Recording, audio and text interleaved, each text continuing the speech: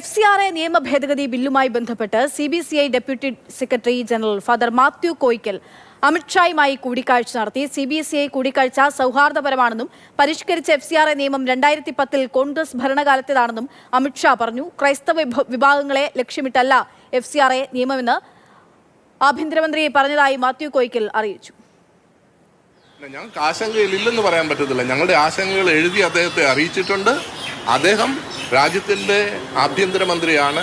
അദ്ദേഹം പറഞ്ഞതിൽ നമുക്ക് വിശ്വാസമുണ്ട്. അദ്ദേഹം അത് നിവാരണം ചെയ്യുമെന്നാണ് പറഞ്ഞിരിക്കുന്നത്. സ്ട്രിഞ്ചൻ്റ് ആക്കി മാറ്റിയിട്ടുണ്ട്. അദ്ദേഹം പറയുന്നത് ഈ നിയമം 2010 കൊണ്ടുവന്ന നിയമമാണ്. കോൺഗ്രസ് ഗവൺമെൻറ് കൊണ്ടുവന്ന ഒരു നിയമമായിരുന്നു. ആ നിയമം അവർ ഇതിനെ ഒന്നുകൂടെ ഡൈല്യൂട്ട് ചെയ്തെന്നാണ് അവർ അവകാശപ്പെടുന്നത്. കേന്ദ്രമന്ത്രി പറയുന്നത് അങ്ങനെയാണ്. ബഹുമാനപ്പെട്ട ആഭ്യന്തരമന്ത്രി ഞങ്ങളോട് പറയുന്നത്. ഞങ്ങൾക്ക് ആശങ്കയില്ലെന്ന് പറയാൻ പറ്റത്തില്ല. ഞങ്ങളുടെ ആശങ്കകൾ എഴുതി അദ്ദേഹത്തെ അറിയിച്ചിട്ടുണ്ട്.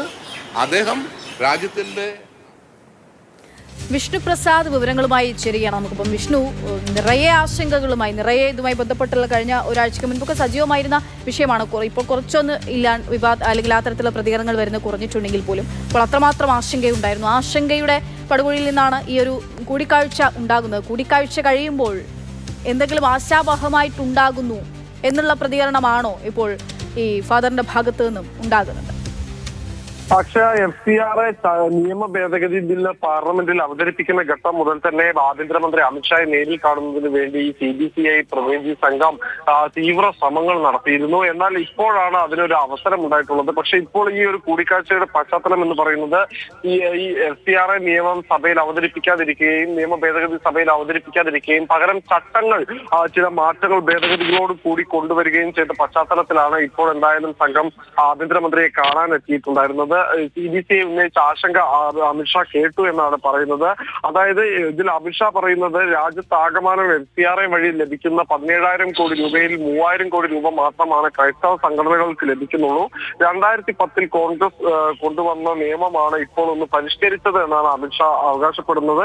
എന്തായാലും തങ്ങളുടെ ദുഃഖങ്ങളും തങ്ങളുടെ ആശങ്കകളും ആഭ്യന്തരമന്ത്രി കേട്ടു എന്ന ആശ്വാസത്തിലാണ് ഇപ്പോൾ CBCI പ്രതിനിധി സംഘം മടങ്ങിയിരിക്കുന്നത്. ഇതിൽ കോൺഗ്രസ് എംപിമാരുടെ ഒരു ചോദ്യവും CBCI ഉന്നയിക്കുന്നുണ്ട്.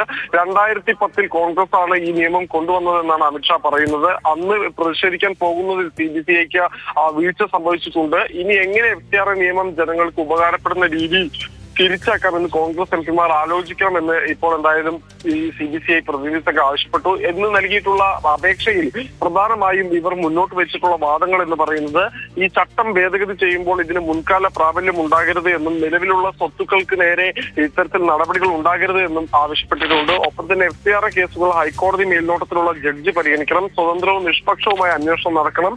ലൈസൻസ് പുതുക്കൽ നടപടിക്രമങ്ങൾ അതിന്റെ അപ്പീൽ എന്നിവ പൂർത്തിയാകുന്നതുവരെ ഈ സ്വത്തുക്കൾ കണ്ടുകെട്ടുന്ന നടപടി ഉണ്ടാകരുത്. അതോടൊപ്പം തന്നെ രാജ്യസുരക്ഷയെ ബാധിക്കാത്ത കേസുകളിൽ അപ്പീൽ അടക്കമുള്ള നടപടികൾ പൂർത്തിയാകുന്നത് വരെ സ്വത്തുക്കൾ കണ്ടുകെട്ടരുത്. മതപരിവർത്തന വിവരങ്ങൾ നൽകുന്നത്. എന്തായാലും നിലവിലിപ്പോൾ CBCIയെ സംബന്ധിച്ചിടത്തോളം അവർക്ക് ആശാവഹമായിട്ടൊന്നും ഇല്ല എങ്കിൽ പോലും സ്വയം ആശ്വാസം കണ്ടെത്തി മടങ്ങുന്നു എന്ന് വേണമൊക്കെ പറയണം. എന്തായാലും ആവശ്യങ്ങളൊക്കെ അറിയിക്കാൻ സാധിച്ചിരിക്കുന്നു ആഭ്യന്തരമന്ത്രിയോട്.